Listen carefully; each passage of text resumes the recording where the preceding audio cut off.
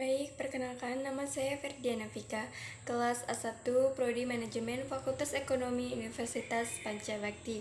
Video kali ini ringkasan bab 5, buku fullbook Perilaku Organisasi oleh dosen Pak Adi Mersalin SEMM. Mata kuliah Perilaku Organisasi. Bab 5, Motivasi Kerja. 1. Pendahuluan. Setiap organisasi atau perusahaan tentunya menginginkan karyawannya memiliki prestasi yang baik, karena dengan memiliki karyawan yang berprestasi, diharapkan dapat meningkatkan kinerja dan nilai perusahaan. Jika penilaian prestasi kerja sangat diperhatikan, maka akan menjadi fokus bagi karyawan untuk terlihat seberapa besar tingkat keberhasilan yang bisa dicapai dalam bekerja. Untuk mencapai prestasi yang baik, unsur yang paling dominan adalah sumber daya manusia. Walaupun perencanaan telah tersusun dengan baik dan rapi, tetapi apabila orang atau personil yang melaksanakan tidak berkualitas dan tidak memiliki semangat kerja yang tinggi, maka perencanaan yang telah disusun tersebut akan sia-sia. Banyak bisnis berhasil bukan hanya karena ide bisnisnya, tetapi juga karena karyawannya. Tetapi jika karyawan perlu dimotivasi, memiliki keterampilan yang sesuai untuk melakukan pekerjaannya. Karyawan di beberapa perusahaan memiliki keterampilan yang memadai untuk pekerjaannya, tetapi mereka kurang memiliki motivasi untuk bekerja dengan baik. Konsekuensinya, karyawan ini hanya memberikan bantuan yang terbatas dalam proses produksi. Yang kedua, pengertian motivasi. Dalam kebijakan konvensional, motivasi adalah dikotomi, intrinsik dan ekstrinsik. Secara intrinsik, motivasi diartikan melakukan sesuatu karena ketertarikan atau karena merasa nyaman. Sedangkan ekstrinsik, motivasi diartikan melakukan sesuatu hal karena hal itu diperintahkan untuk menghasilkan sesuatu. Selain itu, definisi lain motivasi adalah daya pendorong yang mengakibatkan seseorang anggota organisasi mau dan rela untuk mengerahkan kemampuannya dalam bentuk keahlian atau keterampilan, tenaga, dan waktunya untuk menyelenggarakan berbagai kegiatan yang menjadi tanggung jawabnya dan menunaikan kewajibannya dalam rangka pencapaian tujuan dan berbagai sasaran organisasi yang telah ditentukan sebelumnya. Yang ketiga, teori motivasi. Beberapa pendapat tentang motivasi menekankan pada pembahasan tentang kebutuhan-kebutuhan manusia dan bagaimana kebutuhan tersebut dipenuhi di tempat kerja. Yang pertama, hierarki kebutuhan. Teori hierarki kebutuhan dari Maslow mengemukakan bahwa seseorang dimotivasi oleh beberapa tindakan kebutuhan yang tersusun berdasarkan kepentingannya. Yang pertama, berdasarkan kebutuhan fisiologis. Artinya, semua kebutuhan dasar fisik manusia termasuk makanan, air, dan oksigen. Selanjutnya, kebutuhan akan rasa aman. Kebutuhan akan rasa aman mencakup semua kebutuhan terhadap lingkungan yang aman dan terlindung, baik secara fisik maupun emosi, serta bebas dari ancaman termasuk lingkungan yang tertib dan kemerdekaan dari tindak kekerasan. Selanjutnya, kebutuhan untuk diterima. Kebutuhan ini mencerminkan hasrat untuk diterima oleh lingkungan, hasrat untuk bersahabat, menjadi bagian dari sebuah kelompok, dan dikasihi. Selanjutnya, kebutuhan untuk dihargai. Kebutuhan ini adalah kebutuhan untuk mengalami pemenuhan diri, yang merupakan kategori kebutuhan tertinggi.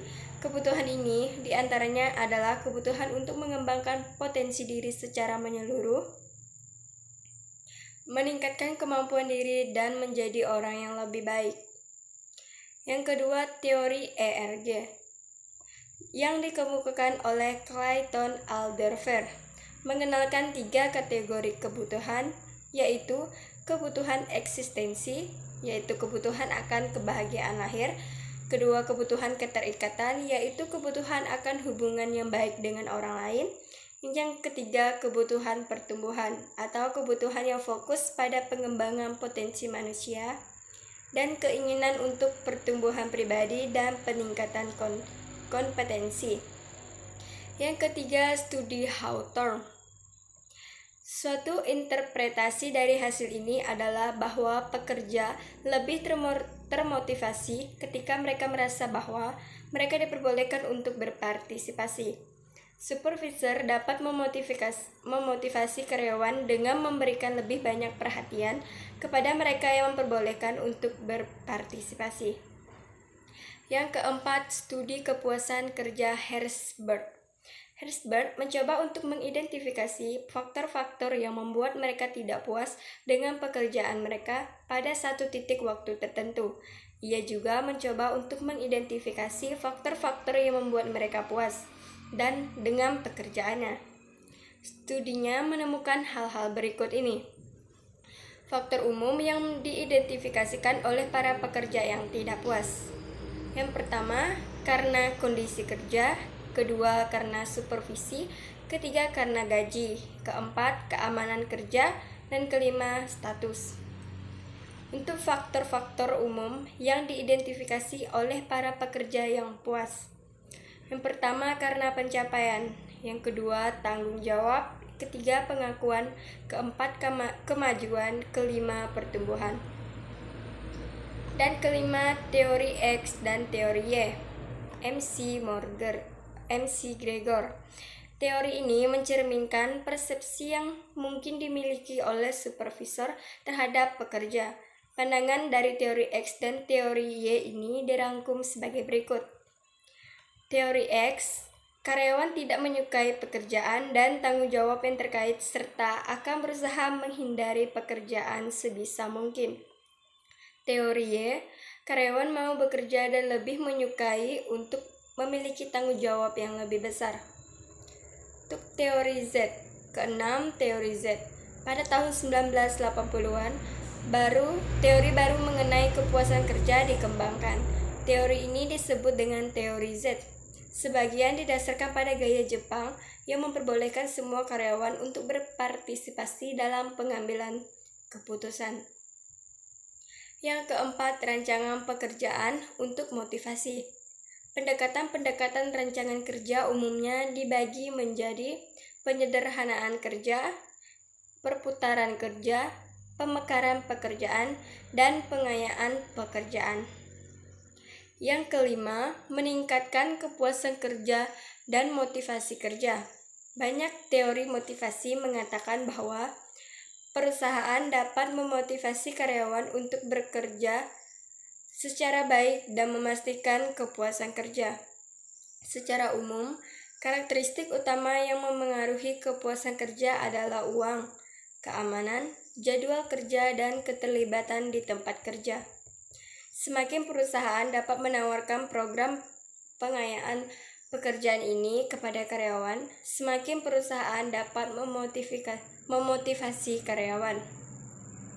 Dengan beberapa hal, yang pertama, program kompensasi yang memadai, yang kedua, keamanan kerja, dan ketiga, jadwal kerja yang fleksibel. Baik, sekian video dari saya. Terima kasih.